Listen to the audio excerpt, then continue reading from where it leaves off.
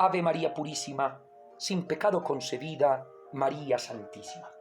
Y seguimos en la recta final de nuestra preparación para consagrarnos total y definitivamente a Dios por medio del inmaculado, triunfante y victorioso corazón de la Santísima Virgen María.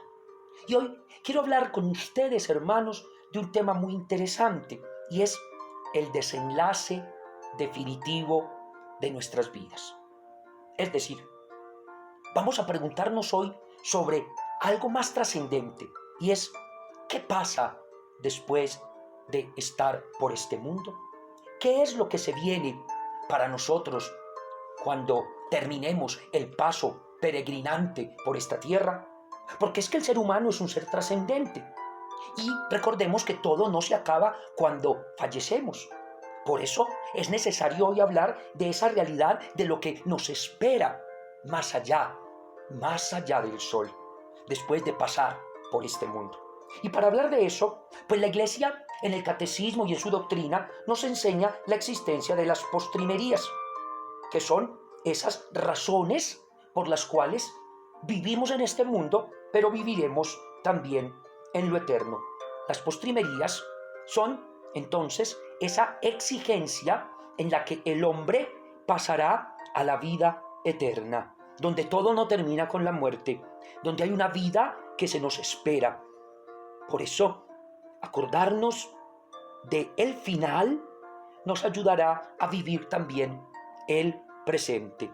Por eso, las postrimerías ayudan a tener la razón de vivir correctamente y santamente para después entrar al encuentro de Dios. ¿Y cuáles son esas ideas que exaltan las postrimerías? Pues las principales ideas o los principales temas de la postrimería es mirando hacia el futuro y no experimentando la condena, sino la salvación, la muerte, el juicio, el infierno, el purgatorio y la gloria. Comencemos. Hablemos un poco de la muerte. Ahora bien, ya lo hemos hablado en muchos momentos. La palabra muerte no es la más correcta, porque según la Sagrada Escritura, en el libro del Apocalipsis se nos dice que Dios nos libra de la segunda muerte, entendiendo la muerte como el verdadero morir, que es condenarnos, y que nosotros cuando dejamos este mundo entramos en un estado de difuntos. Pero la muerte está definida en el Catecismo de la Iglesia como la separación del alma y del cuerpo, y también es definida como final para entrar a la vida eterna, dejando la vida terrenal. Aclarando así entonces que cuando hablamos de cuerpo y alma, no estamos generando una división, sino hablando de la totalidad de lo que es la persona. Por eso, ¿qué es la muerte? Primero, lo dice claramente la Sagrada Escritura, que la muerte es consecuencia del pecado. El hombre, por su naturaleza mortal, tiene un don de inmortalidad. ¿Y dónde está ese don de inmortalidad? En el alma. Pero este don de inmortalidad lo ha perdido con el pecado. Y cada vez que peca, el hombre va perdiendo esa gracia de inmortalidad. De ahí la importancia de recuperar la gracia y que brilla en nosotros constantemente el don de la inmortalidad. Porque el plan de Dios es que todos los hombres se salven. Por eso, frente al tema de la muerte, nosotros tenemos que tener la absoluta seguridad de que vamos a morir. Todos vamos a morir. Nadie se va a quedar en este mundo. Todos vamos a experimentar esa realidad llamada muerte. Y aunque nos duele, y aunque a veces nos cuesta, y aunque nos deja mucho dolor, y la experiencia de ver partir a los que amamos nos hace experimentar una fragilidad, una condición muy dolorosa, incluso expresada en sentimientos de dolor, de angustia, de lágrimas y llanto. Hasta el mismo Jesús lloró la muerte de su amigo Lázaro. Es que no somos piedras, somos seres humanos que sentimos, tenemos sentimientos, nos mueven los afectos y obviamente la partida de los que amamos siempre va a ser una experiencia dolorosa. Pero la experiencia de partir no nos puede invadir de desespero, ni hacernos pensar que todo termina ahí. No, porque es tan grande el amor que nos tiene Papito Dios, es tan grande el amor que nos tiene el Padre Eterno, que por eso no solo nos dio esta vida, sino que cuando esta se termina, nos da la vida eterna. De ahí lo que dice el mismo Jesús, ¿no? En la casa de mi Padre hay muchas habitaciones y voy a preparar un lugar y los llevaré conmigo para que donde yo esté estén también ustedes. Juan 14, 1 y siguientes. Y por eso el Pablo va a decir, es que morimos pero para vivir en Cristo. Y de la misma manera que Cristo murió y resucitó, también nosotros resucitaremos. O sea que la experiencia de la muerte es una experiencia pasajera, porque lo que nos asegura la muerte es, si tenemos fe, la resurrección. Así que la muerte solo es verdadera muerte cuando no se le encuentra sentido a la vida. Cuando verdaderamente al dejar este mundo llevamos al cielo nuestras manos vacías. Por eso, ¿cuál es el temor que hay en nosotros frente a la muerte?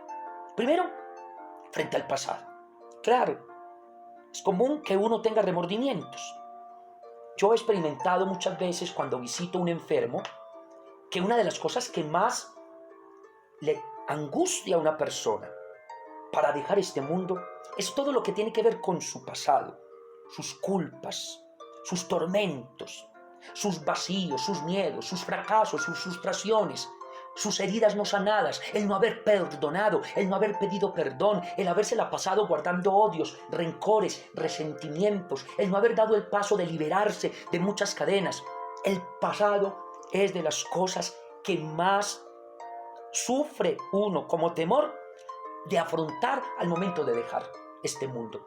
¿Por qué? Porque todos deseamos una oportunidad para enmendar el mal que hicimos. No es que uno no quiera morirse, sino que uno quisiera poder reparar el daño que hizo. De ahí la importancia de asumir desde ya el ser almas reparadoras. Vean, hermanos, si usted empieza a reparar desde ya por los pecados cometidos, si usted empieza a reparar ya por todas aquellas cosas que usted hizo en su pasado, si usted empieza a linearse un camino espiritual de reparación por sus pecados, usted va a tener una paz tan grande al momento de dejar este mundo que no va a ser tan difícil la partida. Pero ¿cómo le cuesta a alguien que nunca reparó por sus pecados y que al momento de partir sufre mucho por su pasado? Pero también se es difícil dejar este mundo frente al presente, porque se experimenta dejar la familia, los seres queridos, incluso las cosas materiales. Uno conoce mucha gente que antes de partir, todavía aferrados a una tierra, a una finca, a un dinero, a cosas materiales. Increíble, pero esto sucede. Y no pienses tú que porque eres muy espiritual, entonces nunca te va a pasar a ti. Cuidado, te puede suceder, hermano, que frente a esas situaciones experimentes temor de dejarlo todo. Y claro, uno cuando está en el lecho de muerte, también se le presenta la incertidumbre. ¿Y qué va a pasar? Y de pronto a la mente no solamente entra la duda por cualquier experiencia dudosa de la fe, de la cual muchas veces falta por oración y por encuentro con Dios, sino también el pensar el juicio que voy a recibir. Es que la persona que está a punto de fallecer sabe muy bien que será juzgada, y entonces a uno también le da cierta situación de experiencia temerosa. ¿Y qué va a pasar cuando tenga que rendirle cuentas a mi Dios? Entonces ahí se experimentan esas realidades complejas. A ti y a mí nos van a suceder, pero por eso qué bueno hablarlas desde ya. Aquí lo importante también es afirmar 3 cosas que a mí me parecen supremamente importantes. Y es, los hombres mueren una sola vez. Y eso es importante. Tenemos que quitar de una vez la posible idea equivocada de reencarnación. Porque la reencarnación va contra la resurrección. Yo he conocido mucha gente muy buena que me dice, padre, es que yo creo en la reencarnación. Entonces no eres cristiano. ¿Cómo así? No, no eres cristiano. Quien acepta la reencarnación no es cristiano, porque Cristo no reencarnó. Cristo resucitó, porque Cristo murió una sola vez y resucitó. Y Pablo dice que los hombres también morirán una sola vez y resucitaremos. La reencarnación es una ideología muy distinta, es una práctica totalmente contraria a nuestra fe cristiana. No voy a entrar en la polémica. Se ha de respetar a quien la cree. Nosotros tenemos una verdad más absoluta, una verdad más plena, una verdad más auténtica, una verdad más grande, y es la resurrección. ¡Qué alegría! Hermano, piensa, este mundo es muy bonito, pero también es muy difícil. Y Dios no nos manda a este mundo a sufrir, a sufrir, a sufrir 6 o 7 vidas. No. Y no está purificándonos en cada paso por esta vida. No, Él nos ha purificado en la sangre de su Hijo. Nosotros no tenemos que purificarnos con esfuerzos personales. La reencarnación es todo un esfuerzo personal, porque mi yo, mi integralidad y todo mi ser se tienen que purificar en estados de karma hasta llegar a la plenitud. No, nosotros no necesitamos de eso. Nosotros no necesitamos de leyes de karma ni de ningún tipo de purificación pasando por 7 vidas. No, porque nosotros es Cristo quien nos ha sanado, Cristo quien nos ha sellado con su sangre, quien nos ha liberado y quien murió de una vez para siempre por nosotros, y quien experimenta la muerte se une a la muerte de Cristo y será salvo. Esto sí es fe, esto sí me da alegría, esto sí me cambia mi existencia. Pero imagínate saber que tú tienes que pasar esta vida y después otra y otra y otra y llegar hasta 7 vidas, quién sabe metido en qué tipo de cuerpo supuestamente. No, los hombres mueren una sola vez y esa es nuestra verdad. Y después de morir, entonces viene el juicio. Por eso, también seremos librados de la eterna muerte quienes hemos aceptado a Cristo y quienes hemos vivido en Cristo. Pero una vez experimentamos esta realidad, que por cierto no es fácil, no lo será fácil cuando nos toca ver morir a los demás, ni lo será cuando nos toque a nosotros, porque habrán cosas del pasado que nos duelen y quisiéramos otra oportunidad. Hay cosas del presente a las que estamos aferrados, especialmente a veces las familiares, los seres queridos, y ni qué decir, hasta las cosas materiales. Y claro, el miedo de pensar qué va a pasar después y de estar ante el juicio de Dios. Pero todo esto nos tiene que ir siendo superado con este amor tan especial que le estamos teniendo a la Santísima Virgen María. Ese amor tan maravilloso que tenemos a nuestra Madre nos puede garantizar ir venciendo ese miedo, ese temor, y ir entendiendo que lo que se nos asegura es verdaderamente la salvación. Pero ya hemos dicho entonces que los hombres mueren una sola vez. Y otra afirmación es que todos vamos a morir. Y otra afirmación es que en definitiva no existe la muerte, porque la muerte es un vivir para Dios y vivir eternamente. Pero, ¿qué sucede después de que fallecemos? En el mismo instante en que tú falleces, ahí, en ese instante, comienza el juicio. Sí, el juicio, que llamamos el juicio particular. El Catecismo de la Iglesia Católica dice que cada hombre después de morir recibe en su alma inmortal su retribución eterna en un juicio particular que se refiere en su vida en Cristo, o para la purificación, o para entrar inmediatamente en el cielo, o para la condenación inmediata. Eso está en el Catecismo, en el numeral 1022. ¡Qué bonito! Entonces, precisamente, la experiencia fundante está ahí. La Sagrada Escritura tiene una claridad inmensa en cuanto al juicio que afrontaremos cada uno después de la muerte. Y que el hombre que muere una sola vez y que va a tener el juicio, que eso está en Hebreos 9:27, Hebreos 9:27, se habla de que el alma será presentada ante Dios y entonces se abrirán los libros y cada uno contemplará lo bueno y lo malo que hizo durante toda su vida y será juzgado. Pero ¿cuál será el juicio? El juicio será en el amor. Ya lo dice el mismo texto sagrado: venid benditos de mi Padre, porque tuve hambre y me dieron de comer, tuve sed y me dieron de beber, estuve en la cárcel y enfermo y me visitaron, desnudo y me vistieron. Señor, ¿cuándo hicimos eso contigo? Y Él nos dirá, cuando lo hicieron con los demás, conmigo lo hicieron. O que no nos tenga que decir, apártense de mí al fuego eterno, porque tuve hambre y no me dieron de comer. Tuve sed y no me dieron de beber. Estuve en la cárcel enfermo y no me visitaron. Tuve necesidades y no me atendieron. Señor, pero ¿cuándo dejamos de hacer eso contigo? Cuando lo dejaron de hacer con los demás, lo dejaron de hacer conmigo. Seremos juzgados en el amor. Entre otras cosas, lo que Dios juzga es nuestro comportamiento, nuestra conducta, nuestras buenas acciones. El Señor dice en su palabra, yo quiero que todos los hombres se salven. Óyelo bien, yo quiero que todos los hombres se salven. Dios no quiere que ninguno se pierda, que ninguno se le pierda. Pero el que no acepte el amor de Dios, el que no acepte la salvación de Cristo, él mismo se busca la condena. No es que Dios te condene, es que si tú, al ser juzgado, no buscaste que tu conciencia y tu alma se salvaran, es tu decisión. No es que Dios te condene, tú te condenas. No es que Dios te salve, tú te salvas. Dios te quiere salvar, pero Dios no te puede salvar sin ti. Dios no te puede salvar sin ti. Si tú no quieres, no te puede salvar, porque Él te hizo libre. Pero ese juicio particular, tan hermoso y maravilloso, no puede ser ambiente de dolor y de tristeza. No, qué alegría, porque ten presente que en la balanza del juicio, Dios hará que pesen más las obras buenas que las malas. Y puede que tus obras malas sean más que las buenas, pero el Señor hará que pesen aún más esas pocas buenas obras que las malas, que pueden ser muchas.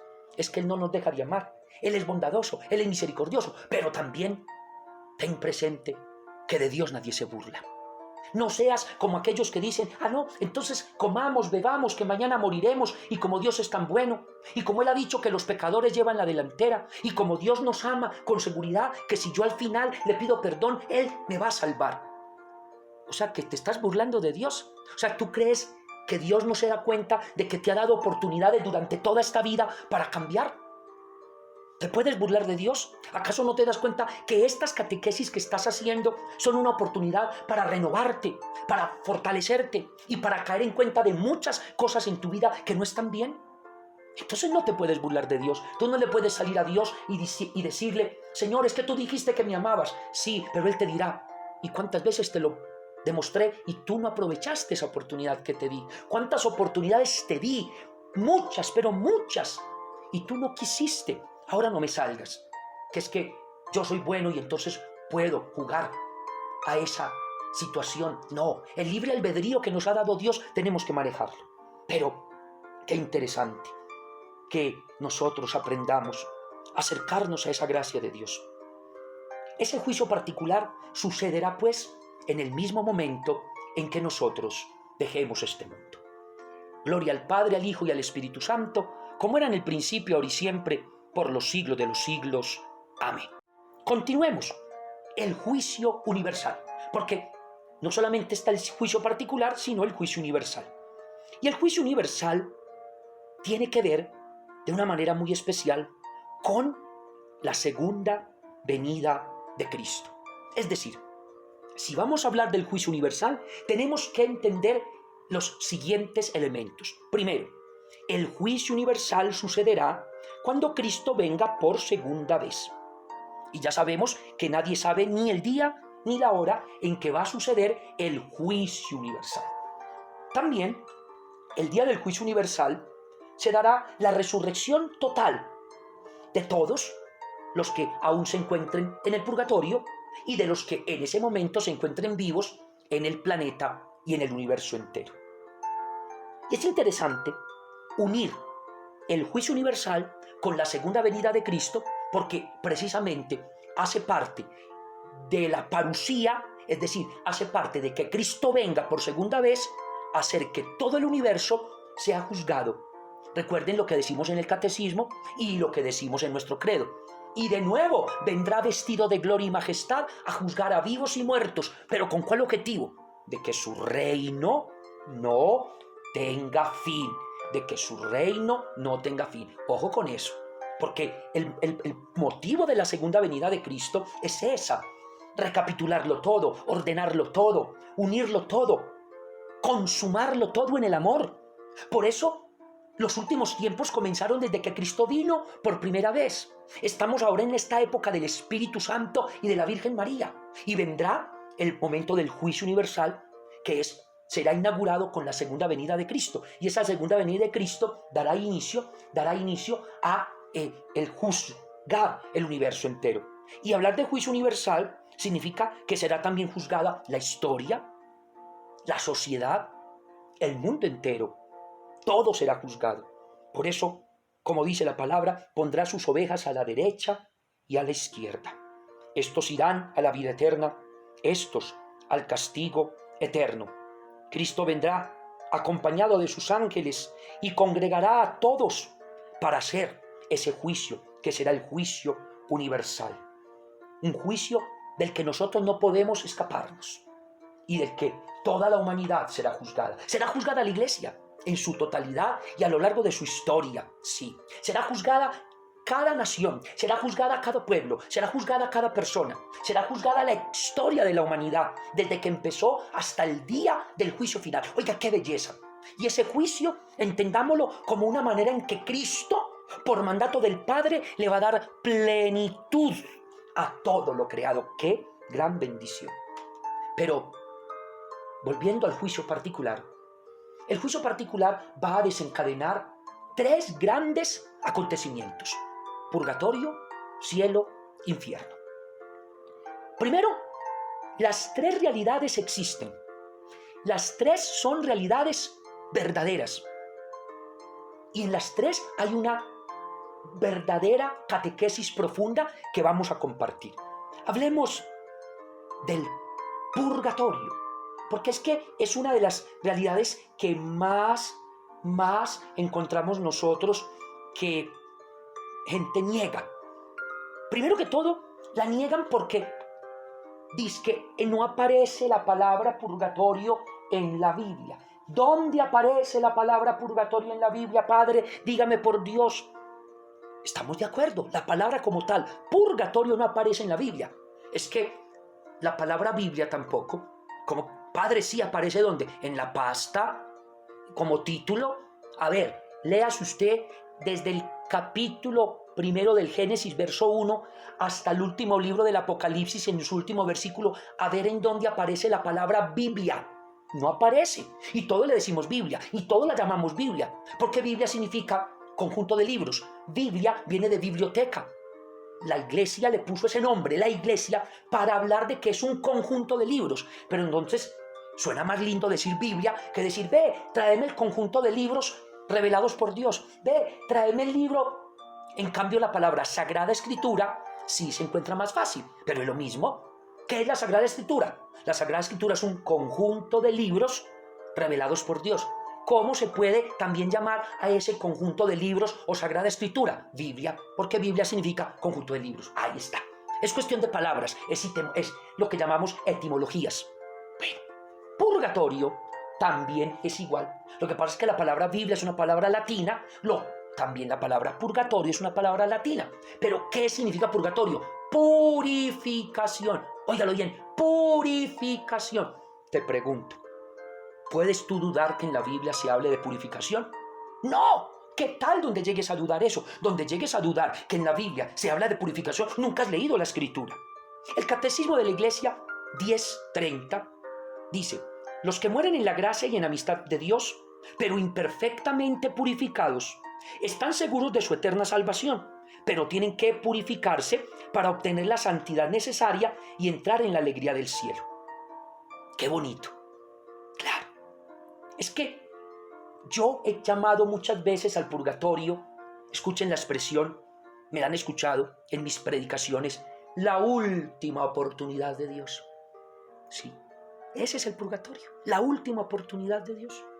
Entiende, es que Dios te quiere salvar, Dios te ama, Dios me ama. Y por eso cuando nosotros cometemos un pecado, ya hemos hablado de eso, todo pecado tiene culpa y pena. No se te olvide, todo pecado que tiene, culpa y pena. La culpa, ¿quién la pagó? Cristo en la cruz y con su sangre. Pero no solamente es la culpa, sino también la pena. Es que esa es una terminología muy interesante, usted la puede entender de esta manera. Resulta que usted cometió un crimen. No lo miremos como pecado, miremoslo como crimen. Resulta que se dieron cuenta de ese crimen. Usted mató a alguien. Eso es un gran crimen. O puede ser otro crimen.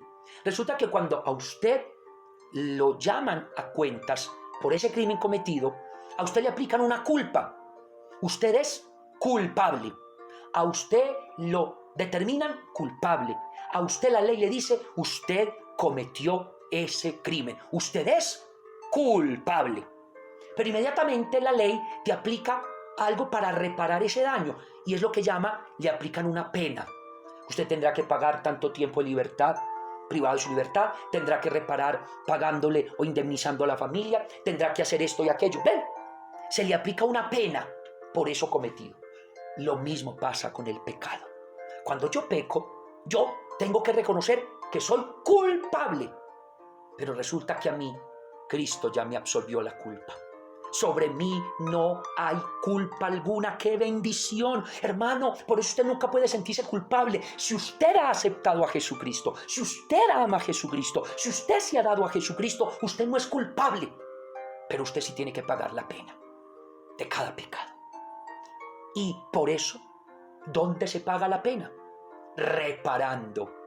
¿Ven cómo se unen estos temas? Reparando. Por eso cada ayuno, si lo ofreces en reparación, es aplicable a las penas de tus pecados. Cada oración, cada vigilia, cada retiro espiritual como el que vamos a celebrar este fin de semana para Pentecostés y para consagrarnos a Dios por medio de la Virgen. Si lo ofrecemos en reparación, cada obra de misericordia, cada sufrimiento, cada acto reparador, si se ofrece, ayuda a purificar las penas de los pecados cometidos. No la culpa, porque la culpa ya la pagó Cristo con su cruz, ya la saldó Cristo con su sangre, ya tú no eres culpable.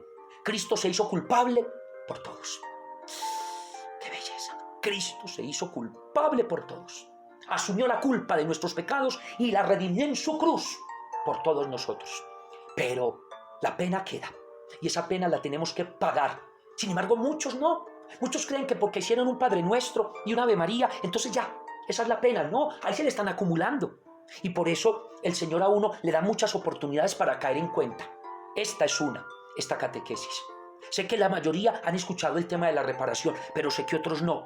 Para otros es muy nuevo, pero hay que comenzar a vivir este tema de la reparación, que es un tema apasionante, que yo todos los primeros viernes le doy mucha fuerza, pero que lo seguiremos trabajando, porque ese reparar los pecados ayuda para el momento en que lleguemos a partir de este mundo. Pero resulta que yo no alcancé a pagar las penas de mis pecados.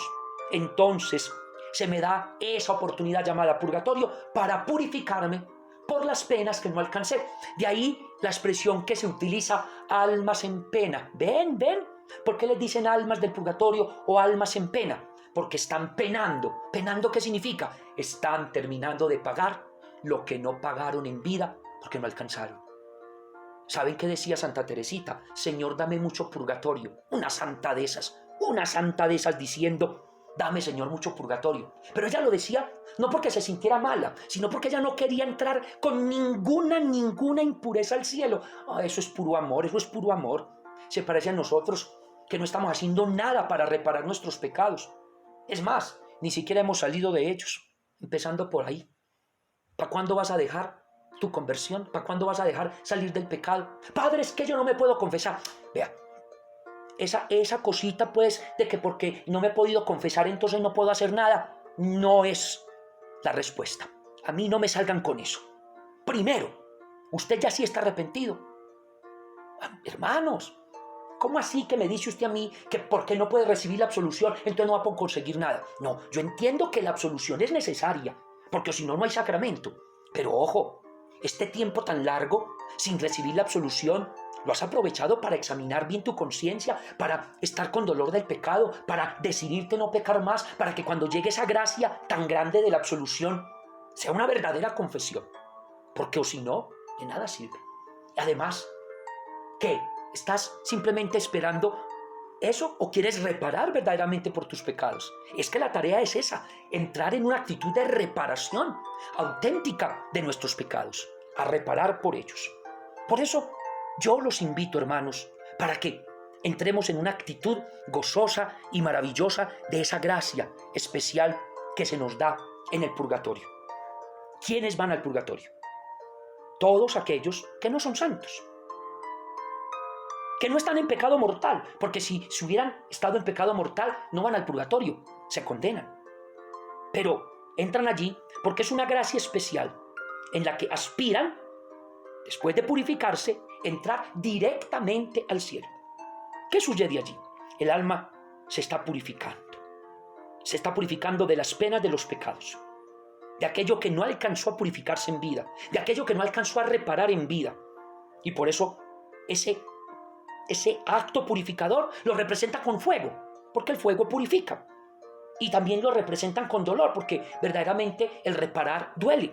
Pero no nos quedemos tanto pensando en el fuego que purifica y en el dolor de estar allá. Pensemos en el acto de que todo eso se hace por el anhelo de cielo, de eternidad. Muchos niegan la existencia del purgatorio. Ahora bien, ya les dije, no aparece en la Biblia la palabra purgatorio, como tampoco aparece la palabra encarnación. ¿Y quién puede negar que Cristo se encarnó, es decir, se metió en la carne y se hizo hombre? Como tampoco aparece la palabra Biblia, como tampoco aparece la palabra Trinidad. Trinidad significa unidad de tres. ¿Quién puede negar la Trinidad? Es decir, ¿quién puede negar que existe el Padre, el Hijo y el Espíritu Santo? O sea, muchos se pegan de eso, pero es de una manera corrompida, equivocada, como también por muchos otros temas. Pero tenemos que tener claridad de esa existencia maravillosa, y es de cómo el alma, que es imperfecta, debe buscar la perfección. Cómo es necesario que el alma, que quiere entrar en el pleno encuentro con Dios, se purifique, porque los pecados dejan heridas, dejan marcas, y eso hay que purificarlo, hay que repararlo.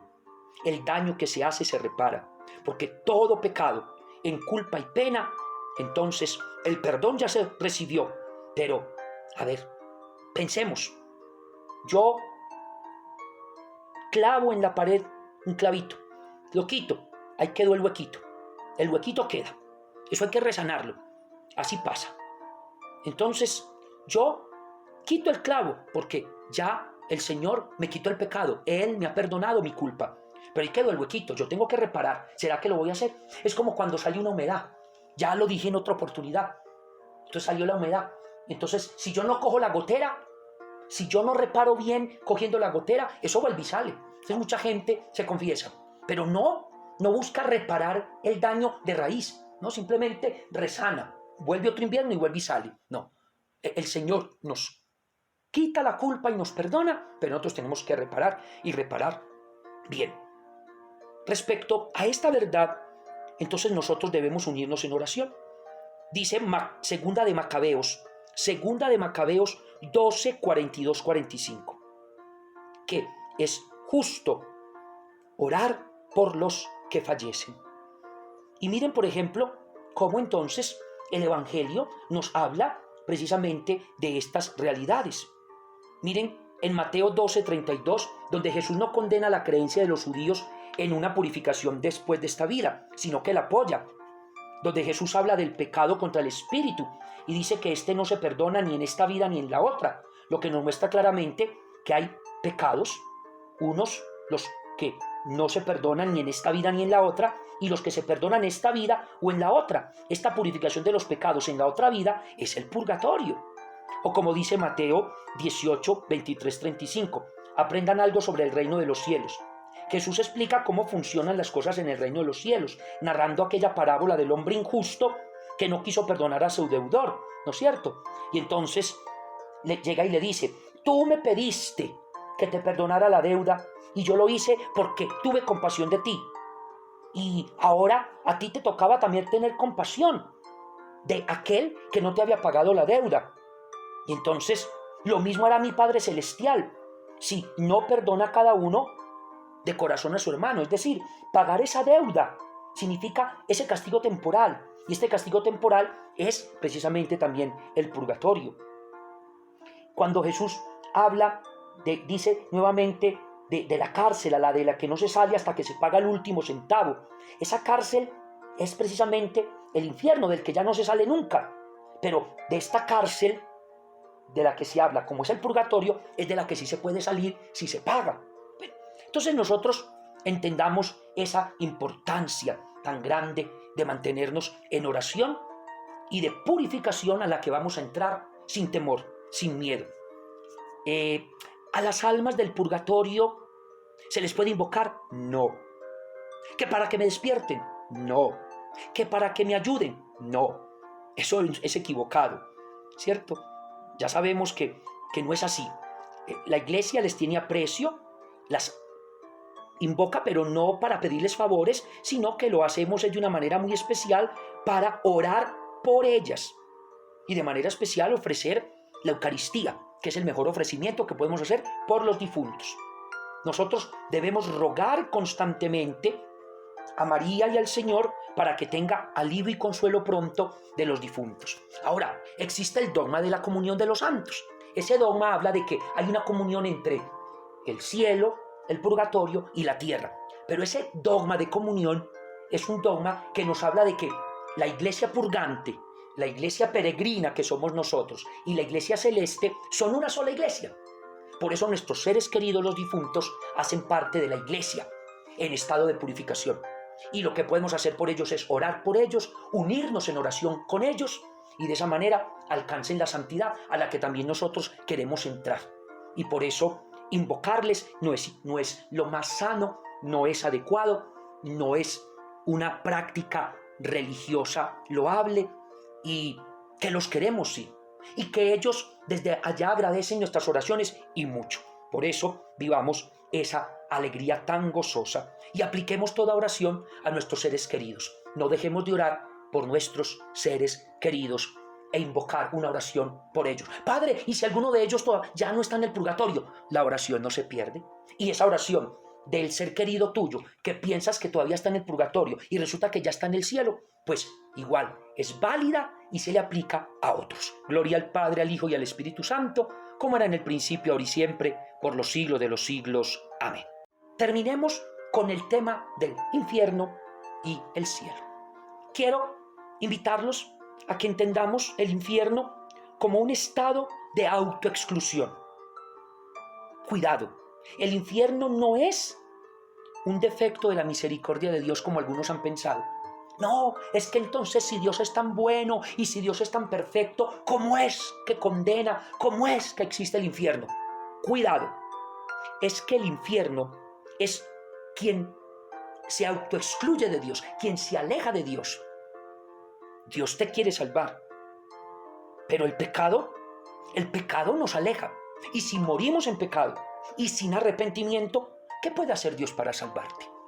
Te pregunto, si llegas a morir y tú estás en pecado mortal, si llegas a morir y tú no has hecho nada por acercarte a la misericordia de Dios, por invocar la misericordia de Dios, porque no crees ni siquiera en Dios, no te interesa nada de Dios, tú mismo te has autoexcluido, ese es el infierno. Por eso, en la Sagrada Escritura y en el Catecismo de la Iglesia, se define el infierno como la ausencia de Dios, ¿no es cierto?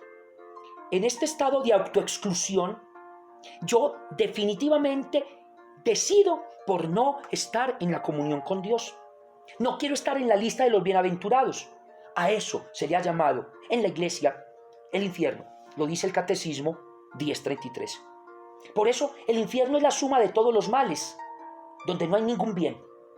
El infierno es la pérdida total de Dios, es la privación total de Dios, es la ausencia de todo lo bueno, de todo lo bello, de todo lo verdadero. ¿Por qué? Porque decidí no querer nada con Dios. ¿Habrá quien lo quiera? Sí, hay quienes han querido no tener ningún encuentro con Dios. Lo que pasa es que a ti y a mí eso nos suena como extraño, porque como nosotros sí amamos a Dios, deseamos a Dios, por nuestra mente difícilmente pasa la posibilidad de entender la vida sin Dios. Por lo tanto, pensar en que alguien esté decidido a estar en toda la maldad, en la pérdida total, en no querer nada con Dios, en estar solo en lo malo, en lo feo y en lo falso, nos cuesta, pero hay quienes sí. La Sagrada Escritura tiene unas imágenes bellísimas que expresan completamente esta realidad. Pero esas realidades están precisamente en que es una vida frustrante, vacía. Más que un lugar, es alejarme de Dios, que es vida. Por eso, lo que decía ahora, las palabras de San Juan Pablo II fueron manipuladas, fueron malinterpretadas, y hubo quienes negaron la existencia de estas realidades de postrimerías de cielo, infierno, purgatorio, juicio, pero por una mala interpretación. Sí, el infierno no será un lugar físico, pero es un estado del alma. Y el infierno es privación de Dios, es total angustia, tristeza, soledad, agonía. Yo, después de pasar por este mundo y fallecer, y entrar en la vida, si he querido, entro al cielo, pero si no, mi morir es un morir para siempre. Es condena total. Miren, si alguien llegara a dudar de la existencia del infierno, no solamente estaría dudando de una verdad que es bíblica y que es real, sino que al mismo tiempo estaría dudando de Dios. Claro, si Dios existe como sabemos que existe y nos ha dado esta vida, también nos da la vida eterna. Y nosotros al creer en Él, sabemos que Él nos dará la vida eterna. Pero también, si Dios existe, estamos deseando esa felicidad que Él nos da. Pero si alguien duda de Dios, no quiere de Dios, no le interesa a Dios, pues Él mismo ya ha decidido no tener pacto ni encuentro con Él. Podríamos decir que el infierno es una realidad, es lo que llamamos la segunda muerte de la que les hablé ahorita en Apocalipsis 20:13. Esa sí es la muerte eterna, es la muerte verdadera, de la que también no solamente Apocalipsis 20:13 llama segunda muerte, sino la que llama Mateo 13:42, 25, 30 y muchos otros textos, llanto y rechinar de dientes. Al mismo tiempo, esa realidad del infierno es, junto con la realidad del purgatorio y del cielo, una realidad que es inmediata. Es decir, quien es juzgado inmediatamente pasa al purgatorio si es que tiene necesidad de purificarse. Quien después del juicio es condenado, es inmediatamente su condena, ya no hay otra oportunidad. Ya la tuvo en vida y la tuvo, sí, amando a Dios, necesitando purificarse, se logró purificar. Y una realidad que sí cambia aquí es que la realidad del infierno es eterna. Es el fuego que no se acaba, como dice Marcos 9:43.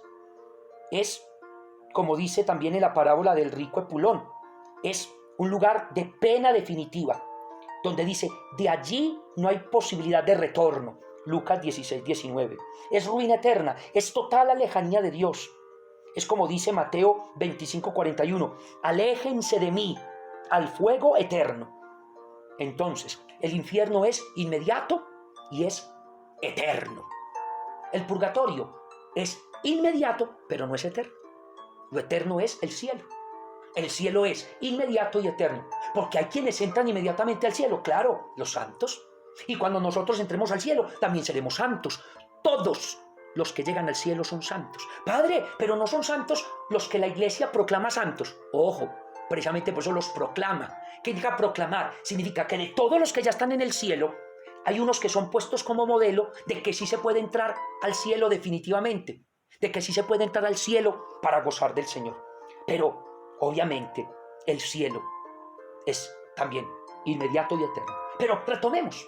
El infierno existe, es inmediato, es eterno.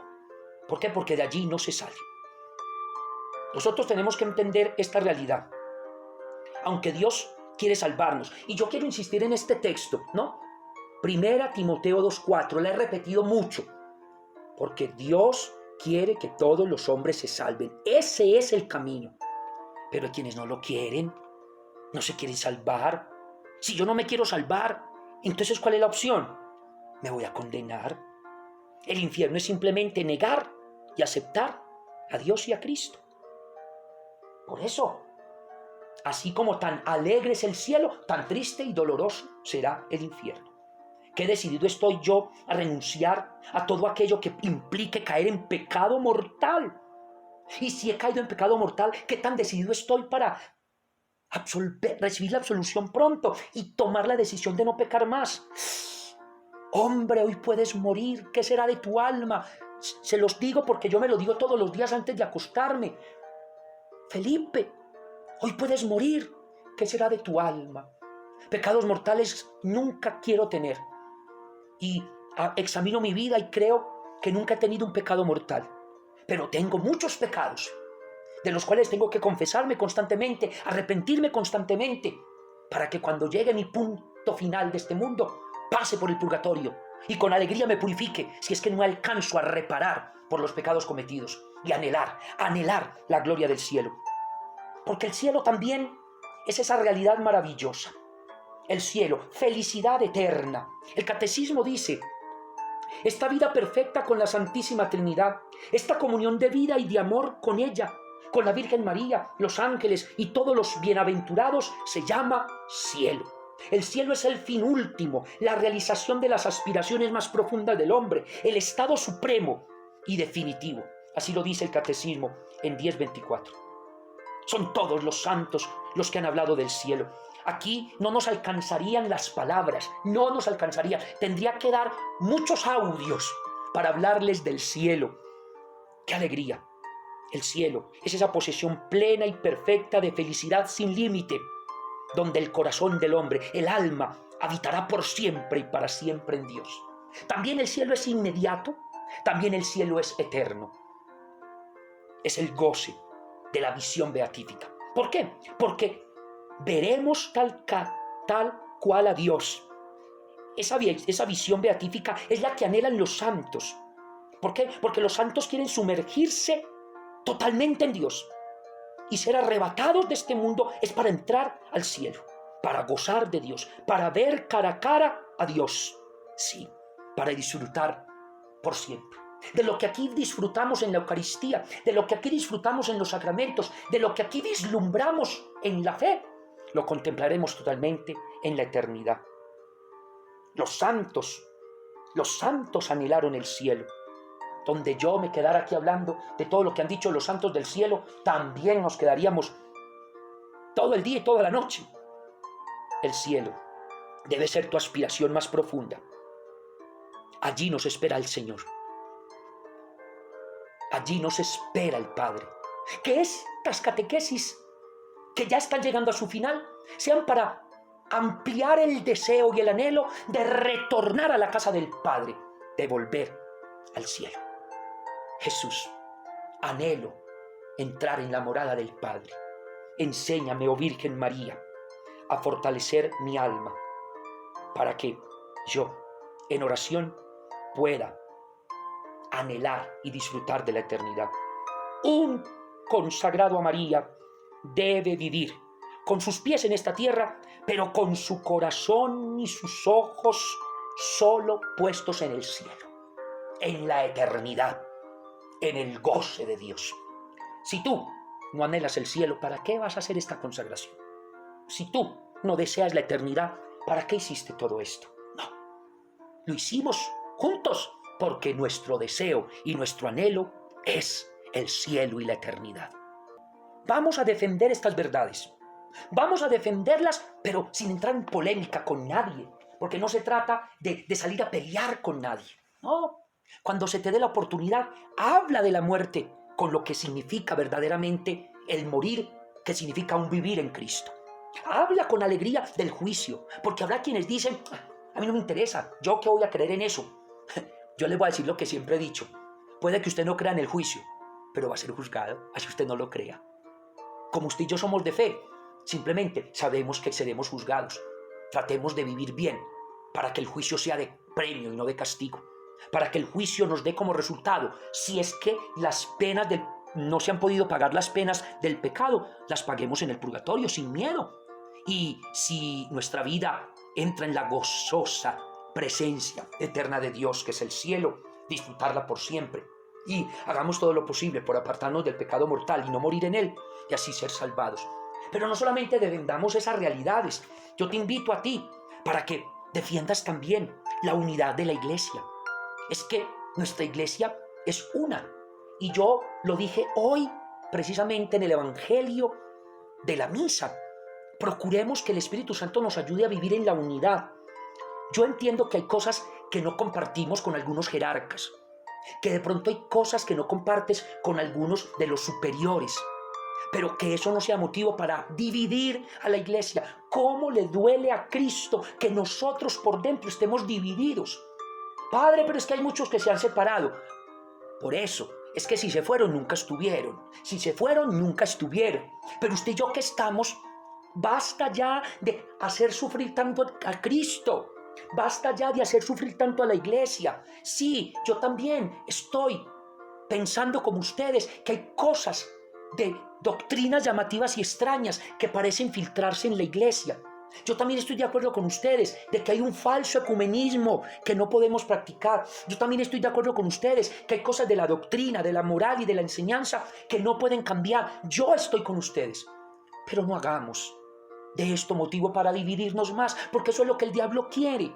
No, procuremos la unidad y oremos por quienes de pronto están equivocados, generando situaciones que incluso pueden ser heréticas, de apostasía y de profundos sacrilegios. ¿No eres un alma reparadora? Pues ayúdame a reparar por todos esos sacrilegios, profanaciones, indiferencias, irreverencias, apostasías y herejías que se cometen.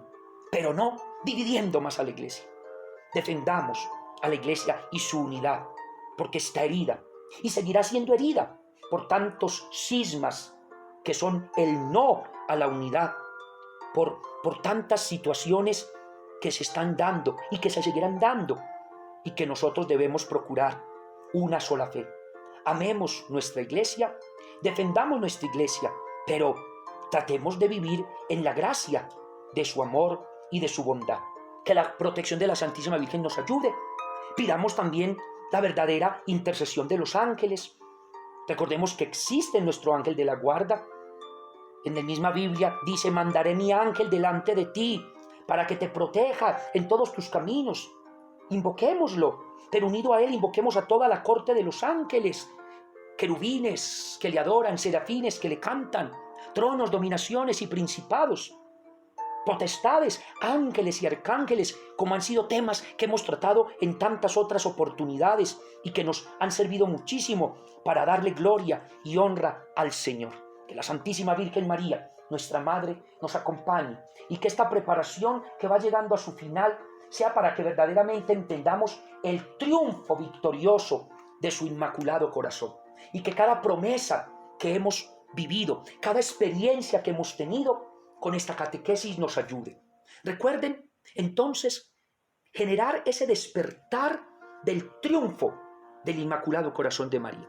Tú y yo le dimos respuesta a este llamado maternal.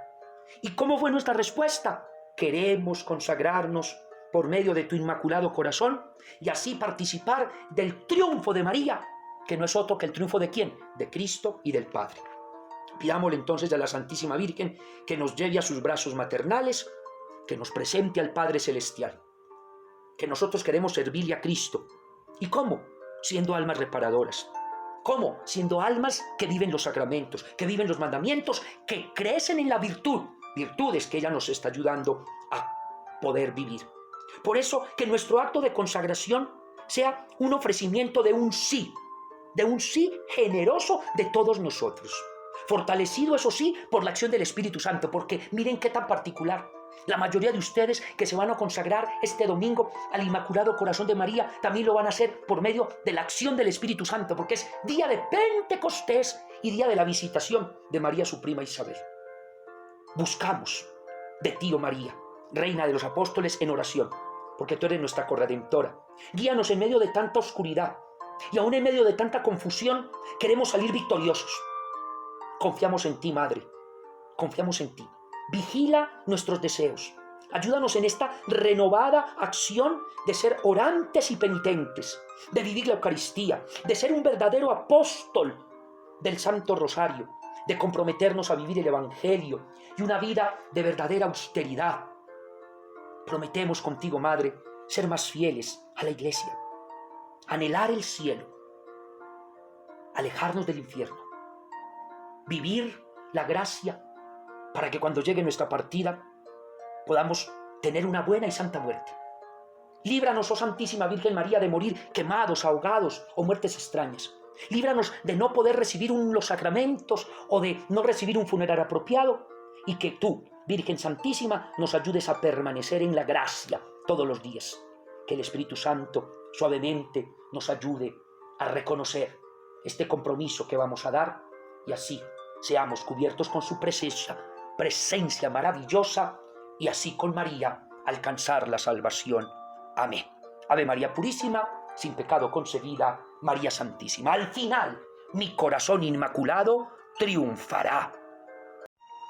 En el nombre del Padre, del Hijo y del Espíritu Santo. Amén. Todas las generaciones te proclamamos bienaventurada, porque el Altísimo hizo en ti maravillas.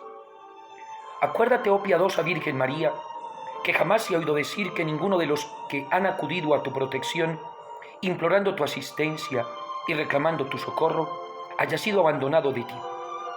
Animado con esta confianza, a ti también acudo, Madre Virgen de Vírgenes, y aunque gimiendo bajo el peso de mis pecados, me atrevo a comparecer ante tu presencia soberana. No deseches, oh Madre de Dios, mis humildes súplicas. Antes bien, inclina a ellas tus oídos y dígnate atenderlas favorablemente. Amén. Queridos hermanos, avanzan nuestras prácticas, avanzan estos momentos también de propósitos finales para ayudarnos a nuestra catequesis y a nuestra vida de oración. A nuestra Madre le estamos pidiendo que nos acompañe en estos días. Ella, que es acueducto de la divina gracia, nos conceda pues la verdadera conversión y una perseverancia en seguir a Jesús. Que ella nos ampare, nos defienda y abogue por nosotros. Hoy los invito para que continuemos con nuestras prácticas y propósitos diarios, ¿no? El Santo Rosario, la coronilla a las virtudes, la coronilla a la Divina Misericordia, el examen de conciencia en las noches, la Santa Misa, y vamos a agregarle otro más, y se llaman las primicias de la oración. De eso les voy a hablar en estos días, cuando les envíe una de las herramientas fuertes finales, que es la oración, las primicias de la oración. Pero desde ya empecemos a practicarla. ¿Y en qué consiste? Ya les he enseñado, pero para los que no me han escuchado, primicia significa lo primero. Yo que te propongo a ti, hermano, que lo primero que hagas sea un ofrecimiento al Señor y a la Virgen.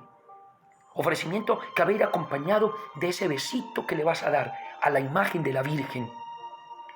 Y yo insisto que no es solamente un beso, es más que eso. Es la oportunidad de que lo primero que yo haga al despertarme, óiganlo bien, lo primero sea para mi Dios. Y precisamente, qué mejor que hacerlo por medio de la Virgen. Que lo primero sea para Mamita María y así para mi Dios. Padre, ¿y cómo la debo hacer? ¿Cuánto tiempo? ¿Y qué oración? No, la oración que tú quieras. Por ejemplo, una buena opción es me levanto, me siento y sentado me doy la bendición, abro mis manos, hago una oración, o de rodillas, dependiendo de la situación. Bueno, eso sería pues un punto muy especial. Y quiero invitarlos también para que hoy, en nuestra práctica, encomendemos especialmente a María, a las personas que conocemos y que sabemos que de pronto están pasando alguna necesidad corporal o espiritual. Hoy vas a tener presente, a ver, ¿quiénes me han pedido oración? ¿Quiénes se han acercado a mí para decirme, necesito una oración especial? Sí, hoy son muchos los que tienes en tu mente, qué bueno. Tendrás entonces hoy una tarea muy especial que prolongará durante el día y también mañana para orar por aquellos hermanos que te han pedido oración y están pasando alguna necesidad espiritual o corporal. Bendita sea tu pureza y eternamente lo sea, pues todo un Dios se recrea en tan graciosa belleza. A ti, celestial princesa, Virgen Sagrada María, yo te ofrezco en este día alma, vida y corazón. Mírame con compasión, no me dejes, Madre mía. Amén. El Señor esté con ustedes. Y la bendición de Dios Todopoderoso, Padre, Hijo y Espíritu Santo, descienda sobre ustedes y sus familias y les acompañe siempre. Amén.